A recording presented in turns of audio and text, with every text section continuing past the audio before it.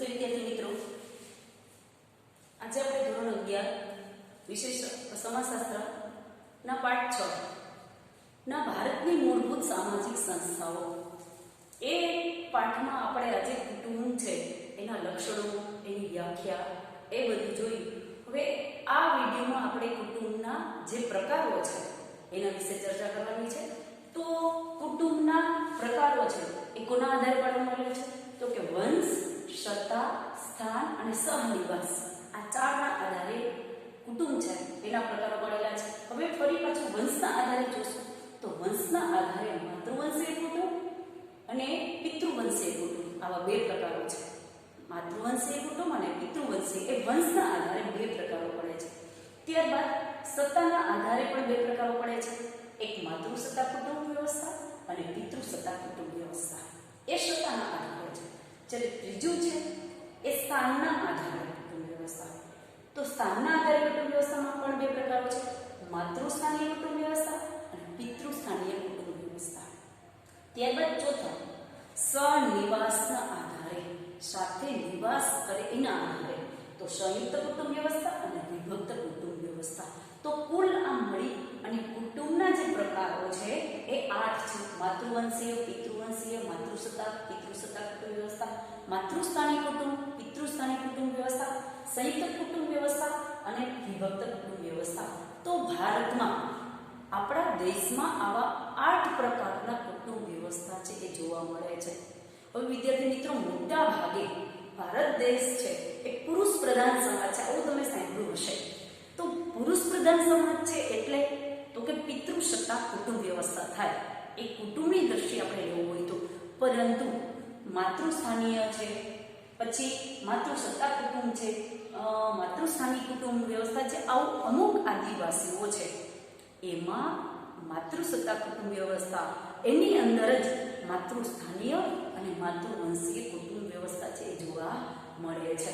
તો અમુક આદિવાસી, મોટા ભાગે વર્તમાન જે આપણું પ્રચલિત સમાજ વ્યવસ્થા છે, ભારતીય સમાજ વ્યવસ્થા છે, એમાં તો મોટા ભાગે પિતૃસત્તા કુટુંબ વ્યવસ્થા એ જ જોવા મળે છે. પરંતુ અમુક આદિવાસી સમાજમાં માતૃસત્તા કુટુંબ વ્યવસ્થા, એની અંદર માતૃવંશીય અને માતૃસ્થાનિક કુટુંબ વ્યવસ્થા જોવા મળે છે. અને એ ત્રણેય કરતા અલગ સંયુક્ત કુટુંબ વ્યવસ્થા અને વિભક્ત કુટુંબ વ્યવસ્થા. આની અંદરનું છે પિતૃસત્તા કુટુંબની અંદર જ સંયુક્ત કુટુંબ અને વિભક્ત કુટુંબ જે આપણે જોવા મળે છે.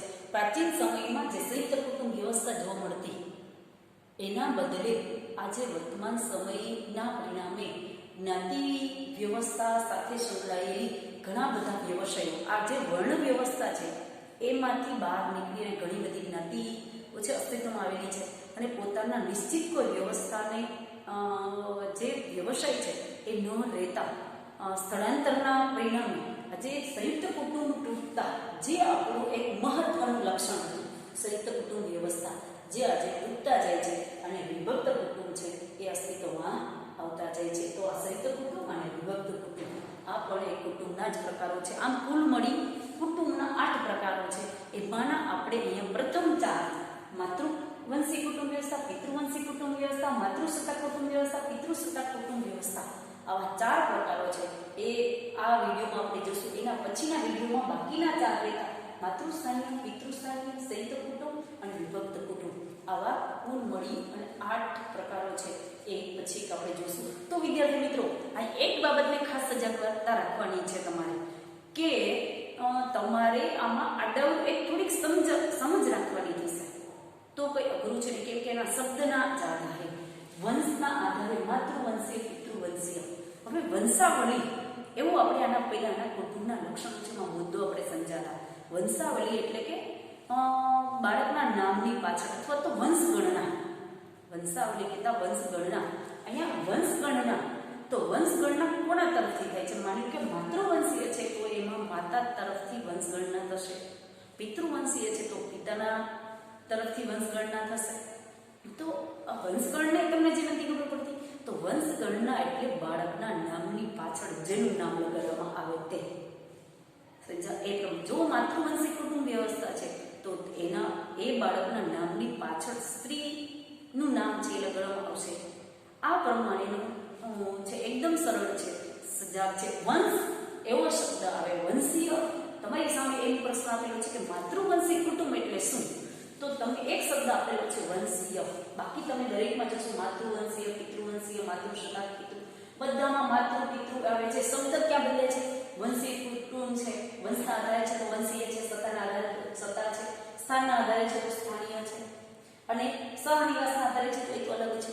આ ત્રણ છે એમાં જ ખાસ ધ્યાન રાખવાનું થશે. તો એક એક શબ્દના આધારે વંશીય શબ્દ છે અથવા તો માતૃવંશ એવો શબ્દ છે. તો વંશના આધારે એટલે બાળકના નામની પાછળ જે કુટુંબ હોય એનું નામ લગાડવામાં આવે. એટલું તમારે યાદ રાખવાનું થશે. સત્તા કુટુંબ છે, સત્તા એવું છે, માતૃશતાક, પિતૃશતાક છે. તો બધો જ દરજ્જો છે એ માતૃશતાક હોય તો એમાં દરજ્જો ઊંચો છે, સામાજિક, આર્થિક, ધાર્મિક એમાં લેવાના માતા કે સ્ત્રીને લેવાના હોય છે. આની અંદર જ માતૃવંશીય અને માતૃસ્થાનીય છે એ જોવા મળે છે. આ પ્રમાણેનું છે વિદ્યાર્થી મિત્રો. એકદમ સરળ છે, છતાં પણ લખો છો ત્યારે આડાઅવળું ન થાય એ માટે હું તમને કહું છું કે એના અંદરના શબ્દના આધારે તમે યાદ રાખશો, જેથી કરીને તમે એ જેનો જે જવાબ આવે છે એ જ તમે લખી શકો. અને હા વિદ્યાર્થી મિત્રો, ક્યારેક સ્પર્ધાત્મક એક્ઝામોમાં પણ આવો પ્રશ્ન છે પૂછી નાખે છે, ત્યારે પણ તમે એનો સરળતાથી જવાબ આપી શકો. તો આ પ્રમાણેના 8 પ્રકારોમાંથી 4 પ્રકારો આપણે આ વિડીયોમાં લીધેલા છે. તો એને પહેલા સમજીશું. તો માતૃવંશી કુટુંબ એ જોઈએ. તો માતૃવંશી કુટુંબમાં આ પ્રકારના કુટુંબમાં વંશ ગણના માતા તરફથી થાય છે. હવે મેં તમને એના પહેલા પણ કીધું, વંશ ગણના એટલે માતા બાળકના નામની પાછળ અથવા તો સંતાનના નામની પાછળ જેનું નામ લગાડવામાં આવે એને કહેવાય વંશ ગણના. પછી સંતાનોના નામ પાછળ માતાનું નામ લગાડવામાં આવે અથવા તો સ્ત્રીનું નામ લગાડવામાં આવે. ગમે તે તમે કહી શકો. માની લો કે તમને એમ પૂછ્યું છે કે માતૃવંશી કુટુંબ એટલે શું, તો માતૃવંશી કુટુંબ એટલે તો કે કુટુંબ જે કુટુંબમાં વંશ ગણના માતા તરફથી થતી હોય અને સંતાનોના નામ પાછળ માતાનું કે સ્ત્રીનું નામ લગાડવામાં આવે તેને માતૃવંશીય કુટુંબ કહે છે. આ એની વ્યાખ્યા થઈ. ત્યારબાદ પિતૃવંશી કુટુંબ, તો કે આ પ્રકારના કુટુંબમાં વંશ ગણના છે એ પિતા તરફથી થાય છે. ઉપરનું છે એ જ્યાં તમે માતા શબ્દનો ઉપયોગ કરેલો છે ત્યાં તમારે પિતા અથવા તો પુરુષ આવો શબ્દ ઉપયોગ કરવાનો થશે કે આ પ્રકારના કુટુંબમાં વંશ ગણના પિતા અથવા તો પુરુષ તરફથી થાય તેને પિતૃવંશી કુટુંબ કહે છે. અથવા સંતાનોના નામ પાછળ પિતા કે પુરુષનું નામ લગાડવામાં આવે તેને પિતૃવંશી કુટુંબ કહે છે. બસ આટલું. તમને પિતૃવંશી કુટુંબ એટલે શું, તો કે પિતૃવંશી કુટુંબ એટલે જે કુટુંબની વંશગણના પિતા તરફથી થતી હોય તેને. એક તો એ. બીજું તમારે એમનું કેવું હોય તો પિતૃવંશી કુટુંબમાં સંતાનોના નામ પાછળ પિતાનું કે પુરુષનું નામ લગાડવામાં આવે. દાખલા તરીકે મારું અને મોટા ભાગના વિદ્યાર્થી છે વિદ્યાર્થી મિત્રો, એના તમારા નામની પાછળ મોટા ભાગે તમારા પપ્પાનું નામ લગાડવામાં આવેલું હશે. કેમ કે આપણો સમાજ, આપણે ઘણી વખત આવું જાણ્યું છે કે ભારત છે પુરુષ પ્રધાન સમાજ છે. પુરુષ પ્રધાન સમાજ છે એટલે બધી જ સત્તા સમાજમાં સ્થાન મોટા ભાગે પુરુષનું સ્થાન ઊંચું હોય છે. એટલે મોટા ભાગે આપણા નામની પાછળ આપણા પિતાનું નામ લગાડવામાં આવે છે. કેમ કે પિતૃવંશી કુટુંબ વ્યવસ્થા ભારતીય સમાજ વ્યવસ્થામાં પ્રચલિત આદિવાસી સિવાયના જે સમાજ વ્યવસ્થા છે એમાં પિતૃવંશી કુટુંબ છે જોવા મળે છે. એટલા માટે આપણા નામની પાછળ આપણા પિતાનું નામ છે લગાડવામાં આવે છે. તો આ રીતે માતૃવંશીય, બીજું પિતૃવંશી કુટુંબ વ્યવસ્થા જોઈ. હવે સત્તાના આધારે માતૃસત્તા કુટુંબ વ્યવસ્થા અને પિતૃસત્તા કુટુંબ વ્યવસ્થા એને જોઈએ. તો માતૃસત્તા કુટુંબ છે એ આ કુટુંબમાં માતાની સત્તા, સ્થાન અને દરજ્જો છે એ ઊંચો હોય છે. માતૃસત્તા જેને બધી જ સત્તા એના હસ્તક હોય છે. એમાં સ્ત્રી છે, માતૃ એટલે માતા સર્વોપરી છે એમ પણ તમે લખી શકો. માતૃસત્તા કુટુંબમાં માતા સર્વોપરી છે, સ્ત્રી છે એ સર્વોપરી છે. બધા જ નિર્ણયો પણ એમને જ લેવાના હોય છે. મિલકતનો હિસ્સો પણ એને સ્ત્રી સંતાનને જ મળે છે. એ પણ જોશું આપણે. સત્તા, સ્થાન, દરજ્જો ઊંચો હોય છે. સામાજિક કોઈ નિર્ણયો લેવાના હોય, કુટુંબ વિહારના, લગ્નના કે કોઈ કુટુંબને કૌટુંબિક વ્યવહારો કઈ નિર્ણય લેવાના હોય એટલે એને કહી શકાય સામાજિક. લગ્નના, કૌટુંબિક કે કોઈ સામાજિક દ્રષ્ટિકોણથી કોઈ નિર્ણય લેવાના થતા હોય તો એ પણ સ્ત્રી લે છે. તો સામાજિક, આર્થિક અર્થોપાર્જનના મિલકત કોઈ લેવાની છે, વેચવા માટેની છે, કોઈ મિલકત વસાવવાની છે, આ બધી બાબતોમાં ધંધા વ્યવસાય આ બધી જ બાબતોમાં જ્યારે નિર્ણય પુરુષ લેતા હોય છે એની જગ્યાએ કોણ લઈ શકે છે? આર્થિક નિર્ણયો એ બધા એ સ્ત્રીઓ લે છે. ત્યારબાદ રાજકીય રીતે પણ દરજ્જો, જેવી રીતે રાજકીય બાબતો છે, રાજકીય બાબતો છે એમાં પણ સ્થાન છે સ્ત્રીનું ઊંચું હોય છે. ધાર્મિક ક્ષેત્રે પણ વિધિ વિધાનો કે કોઈ કરવાના હોતા હોય છે તો એ વિધિ વિધાનોમાં પણ સ્ત્રીઓ છે એ જ ભાગ લેતા હોય છે. તો આ રીતે સામાજિક, આર્થિક, રાજકીય અને ધાર્મિક ક્ષેત્રે પણ સ્ત્રીઓનું સ્થાન છે એ ઊંચું હોય છે, અથવા તો સ્ત્રીઓનું પ્રભુત્વ હોય છે, વર્ચસ્વ હોય છે. ત્યાં સ્ત્રીઓનું જ મહત્વ હોય છે, માતાનું મહત્વ હોય છે. માતૃસત્તાક કુટુંબ મોટા ભાગે માતૃવંશીય અને માતૃસ્થાનીય હોય છે.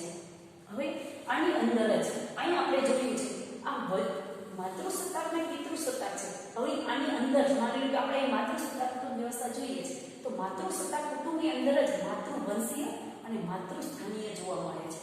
માની લો કે માતૃસત્તાક કુટુંબ વ્યવસ્થા છે તો એટલા માટે એમની વંશગણના એટલે કે માતાના નામ, સંતાનના નામની પાછળ માતાનું નામ લગાડવામાં આવે તેને આપણે માતૃવંશીય કીધું. તો માતૃસત્તાક કુટુંબ વ્યવસ્થાની અંદર જ માતૃવંશીય અને માતૃસ્થાનીય એટલે કે કાયમી લગ્ન બાદ જે સ્ત્રી છે એ માતાના જ ઘરે કાયમી વસવાટ કરે તેને શું કહેવાય છે? માતૃસ્થાનીય.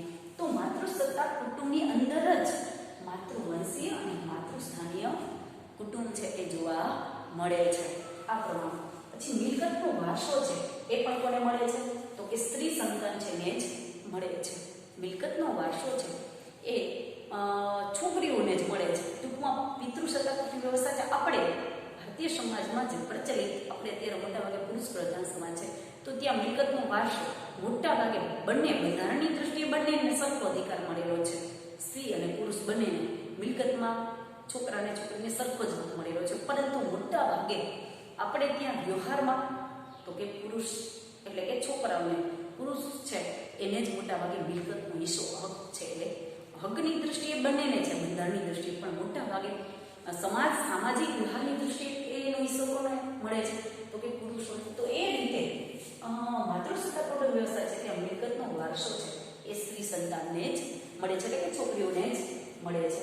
હવે આ માતૃસત્તાક કુટુંબ વ્યવસ્થા છે એ મોટા ભાગે ક્યાં જોવા મળે છે? એક આગળના પ્રશ્નમાં વિદ્યાર્થી મિત્રો આપણને કદાચ પૂછી નાખે તો આસામ જે 7 સિસ્ટર આસામની 6 બહેનો છે એમાંના ઉત્તર પૂર્વના રાજ્યો છે એમાંનું અસમની ગારો, ખાસી અને દક્ષિણ ભારત છે એના નાયરા આદિમ જાતિ એટલે કે આદિવાસીઓમાં માતૃસત્તાક કુટુંબ વ્યવસ્થા જોવા મળે છે. એક વખતના પ્રશ્નમાં અથવા તો ભવિષ્યમાં પણ આપણે ક્યારેક એવો પ્રશ્ન પૂછી નાખે તો માતૃસત્તાક કુટુંબ વ્યવસ્થા ક્યાં આદિવાસીઓમાં જોવા મળે છે? તો કે ગારો, ખાસી અને દક્ષિણ ભારતના નાયરા આ આદિવાસીઓ છે એમાં માતૃસત્તાક કુટુંબ વ્યવસ્થા જોવા મળે છે. ત્યાં બધી જ સત્તા છે, સ્ત્રી હસ્તક છે. ત્યાં આપણે સમજી શકીએ છીએ કે લગ્ન બાદ પતિના ઘરે કાયમી વસવાટ કરે છે જેને કહેવાય પિતૃસ્થાન. પરંતુ આ માતૃસત્તાક કુટુંબ છે ત્યાં કોણ કાયમી વસવાટ કરે છે? એના પતિ છે એ એના ઘરે, પત્નીના ઘરે કાયમી લગ્ન બાદ વસવાટ કરે છે. એટલે કે લગ્ન બાદ સ્ત્રી પોતાના માતાના ઘરે જ કાયમી વસવાટ કરે છે. તો આ પ્રમાણેની જે માતૃવંશી ને માતૃસ્થાનિક કુટુંબ વ્યવસ્થા છે એ પણ માતૃસત્તાક કુટુંબ વ્યવસ્થામાં જોવા મળે છે. હવે વિદ્યાર્થી મિત્રો અહીં આપણે બીજું પિતૃસત્તાક કુટુંબ એ જોઈએ છે. તો પિતૃસત્તાક કુટુંબ વ્યવસ્થા છે એ આના જેવું જ છે. એ જગ્યાના અભાવના પરિણામે અમુક મુદ્દા જે આમાંથી અમુક નથી આવતા એ જ આપણે અહીંયા લખેલા છે. બાકીના માની લો કે અહીંયા આ માતૃસત્તાક કુટુંબમાં માતાની સત્તા સ્થાન ઊંચો દરજ્જો હોય છે એવી રીતે અહીંયા પણ પિતૃસત્તાક કુટુંબમાં પુરુષોની સત્તા સ્થાન અને દરજ્જો છે એ ઊંચો હોય છે. ત્યારબાદ માતૃસત્તાક સામાજિક, આર્થિક, રાજકીય, ધાર્મિક ક્ષેત્રમાં જ્યાં સ્ત્રીઓનું સ્થાન ઊંચું છે ત્યાં પિતૃસત્તાક કુટુંબમાં સ્થાન કોનું ઊંચું હશે? તો કે પુરુષોનું સ્થાન ઊંચું હોય છે એમ કહેવાનું થશે.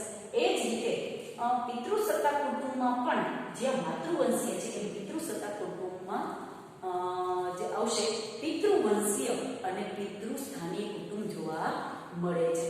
આ જ મુદ્દો પણ ત્યાં તમારે માતૃવંશીય અને માતૃસ્થાનીય છે એની જગ્યાએ પિતૃસત્તાક કુટુંબમાં શું કહેવાનું થશે? તો કે પિતૃવંશીય અને પિતૃસ્થાનીય કુટુંબ વ્યવસ્થા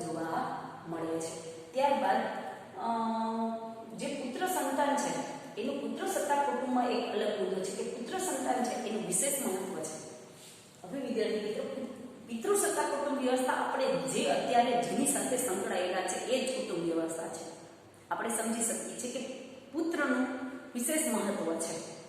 પુત્ર સંતાન છે એનું વિશેષ મહત્વ આપણે કહીએ ને કે અત્યારે દીકરો દીકરી એક સમાન એવું કહીએ છીએ, છતાં પણ ક્યાંક ને ક્યાંક પુત્ર જન્મને મહત્વ આપવામાં આવે છે.